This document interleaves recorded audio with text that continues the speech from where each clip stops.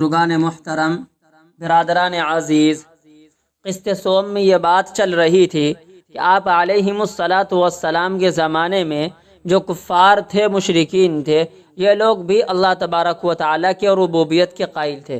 یہ لوگ بھی اس بات کو مانتے تھے، اس بات کی وہ تسلیم کرتے تھے کہ زمین و آسمان کا پیدا کرنے والا، مرد بنانے والا، عورت بنانے والا یہ اللہ ہے۔ یہ اقرار تھا انہیں۔ میرے بھائیو، نماز چاہے کوئی بھی ہو، چاہے فرض نماز ہو، نفل نماز ہو، تہجد کی نماز ہو، اشراق کی نماز ہو، آپ علیہم الصلاۃ والسلام کا فیصلہ ہے لا صلاۃ الا بقراءۃ الفاتحہ، کہ سورہ فاتحہ کے بغیر نماز نہیں ہوتی۔ سورہ فاتحہ کے بعد آپ قرآن مجید کے 30 پاروں میں سے کوئی بھی پارہ پڑھ لو، نماز ہو جائے گی۔ آپ سورہ واقعہ پڑھ لو، سورہ قلم پڑھ لو، سورہ کافرون پڑھ لو، سورہ تکاثر انا اعطینا پڑھ لو، نماز ہو جائے گی۔ لیکن آپ کو سب سے پہلے سورہ فاتحہ ضرور پڑھنی ہوگی۔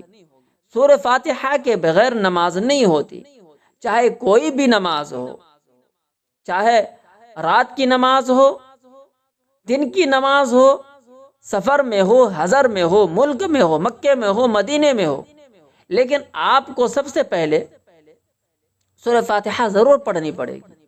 اللہ تعالیٰ بندوں سے کیا چاہتے ہیں کہ بندہ جو ہے سورہ فاتحہ ضرور پڑھے۔ کیوں؟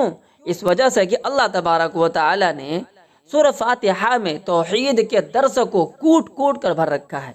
الحمدللہ رب العالمین، تمام تعریف اس اللہ کے لیے ہے جو تمام جہانوں کا پیدا کرنے والا ہے، جن کی تم پوجا کرتے ہو، جن کا تم طواف کرتے ہو، اور جن کی تم چادریں چڑھاتے ہو، اور جن کی تم منتیں سماجتیں کرتے ہو۔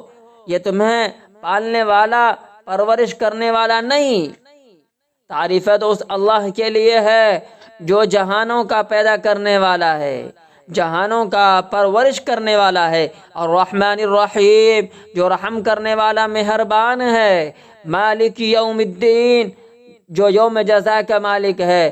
جب اس اللہ کی اتنی صفات ہے جو رحم بھی کر رہا ہے، مہربانی بھی کر رہا ہے، سمندر کے عالم میں جو مخلوق بس رہی ہے اسے بھی پال رہا ہے، خشکی میں جو مخلوق بسی ہے اس کی بھی پرورش کر رہا ہے، اس کی عبادت کرنے والوں کو بھی رزق دے رہا ہے، اس کے انکار کرنے والوں کو بھی روزی دے رہا ہے، فضا میں اڑنے والے پرندوں کو بھی وہ روزی دے رہا ہے، آسمان میں رہنے والے فرشتوں کی بھی وہ پرورش کر رہا ہے۔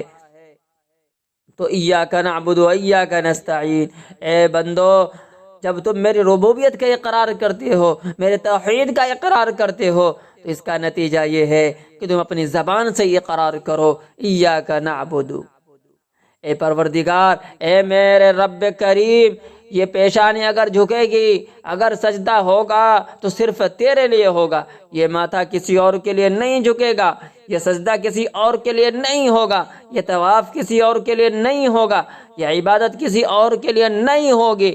ایاک نعبد، یہ ماتھا صرف تیرے سامنے جھکے گا، یہ سجدہ صرف تیرے لیے ہوگا، یہ عبادت صرف تیرے لیے ہوگی۔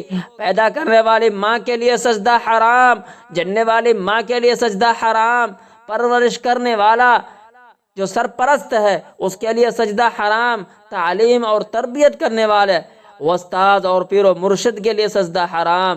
کیوں؟ کیونکہ سورہ فاتحہ میں اللہ نے یہ سبق دیا ایاک نعبد و ایاک نستعین۔